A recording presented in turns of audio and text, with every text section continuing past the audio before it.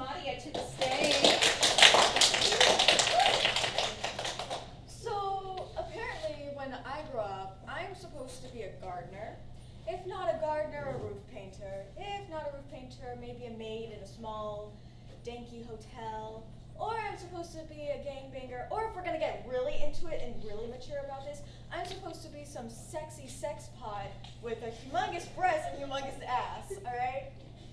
So, these kinds of stereotypes about being a Hispanic Latino or just being Hispanic Latino in general, it's really disgusting. And I know it's kind of like a joke, like, oh, you know, are you gonna paint, wait, I was about to say, are you gonna paint my flowers? Hold on. Are you gonna paint my flowers, Miguel? Like, it's a joke in Hollywood and everything, but really, it's kind of not. It physically and mentally hurts because it makes me feel like I'm not supposed to look like this. I'm supposed to look totally different because let's be honest, you probably didn't think I was gonna talk about this today. Those of you who don't know I'm a Hispanic Latino, you probably thought I was gonna, I'm paper sheet. I mean, it's obvious. You probably didn't think I was gonna talk about this today. And I'm flat-chested too, so so I usually am perceived as white, and that does really hurt because, I mean, there's nothing wrong with being white. If you're white, you know, it's fine. But I don't want to be perceived as a race that I'm not. So that's a big problem. And so to the people who do know I'm a Hispanic Latina, I get really confused looks at me, or I just get really disgusting and just not questions that just don't need to be asked.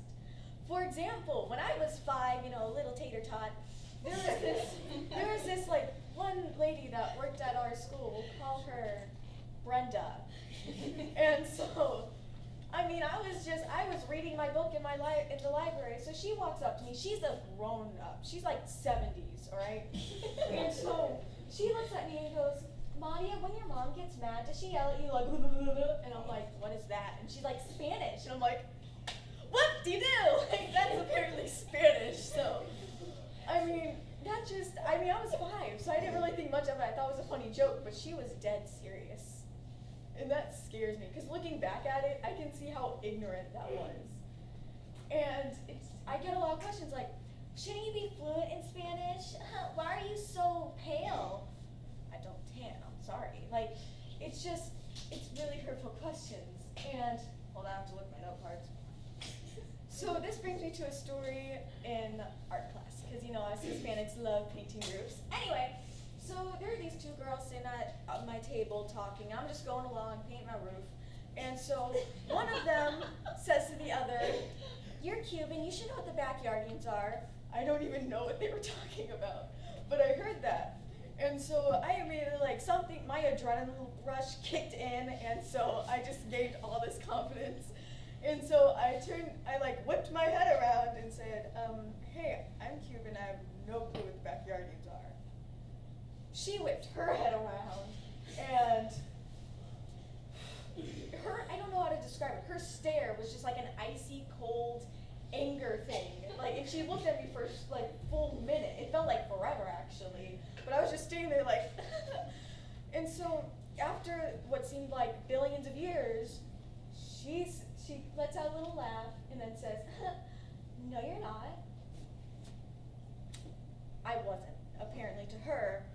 She just, to summarize it, if you didn't get it, she basically just looked at me and decided I wasn't my race and what I am because I didn't have any of society's aspects of being my Hispanic Latina self. And that, like I said before, physically and mentally hurts.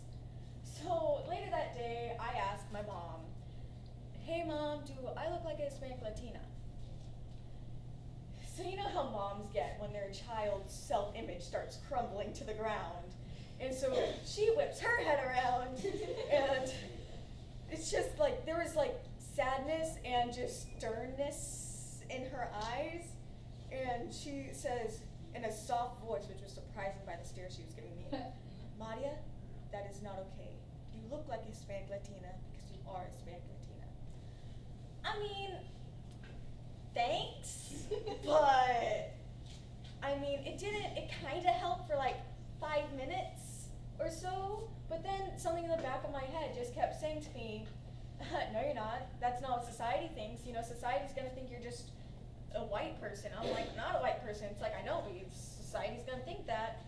And this brings me to a movie that didn't help my self-esteem either, and it's called American Made. And so I'm gonna show you a little clip if this thing here will work.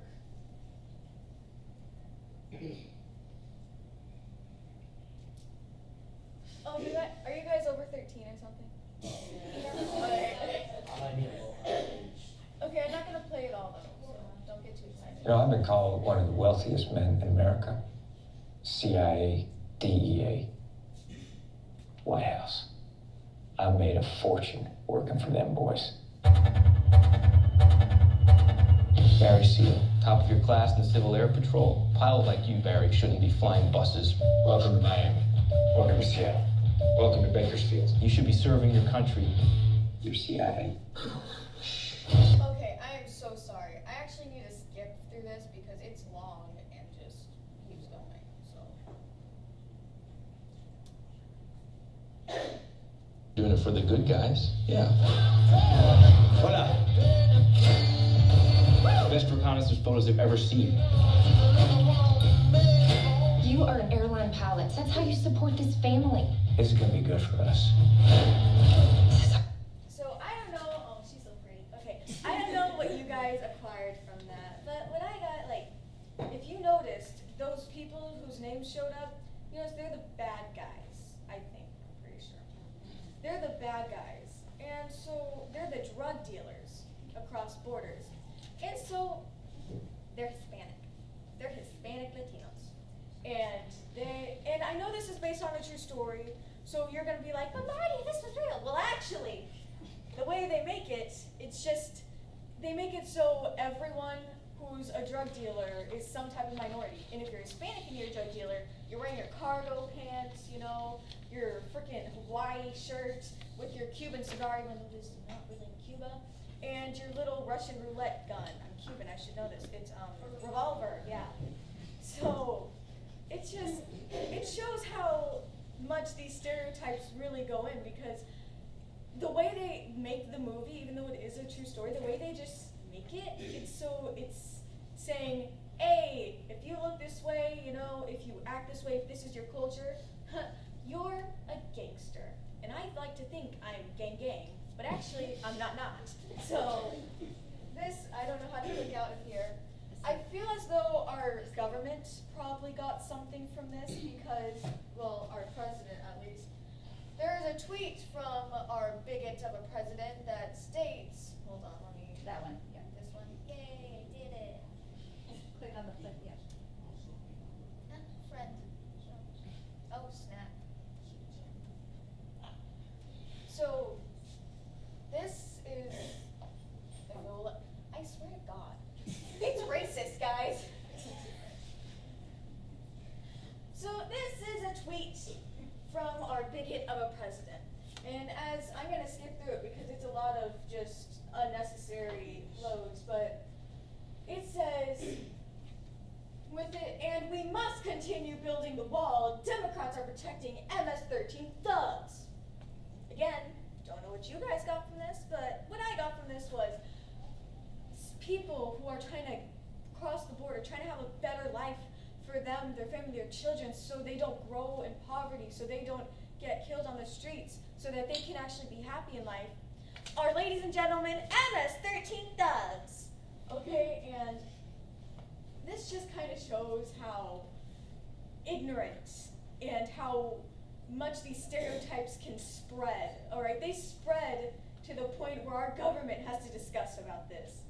And the fact that I feel as though I can't really trust my government with my identity in a way because of this tweet. And it's really ridiculous because, I mean, aren't I supposed to trust my government in the country I live in? It really, really hurts. And I have to look at my note cards again. So, and they perceive Hispanic culture or Hispanic families as gangbangers, nothing but gangbangers, with some aunt named Madia who works at a dusty, crusty motel named the the San Juan or something, all right?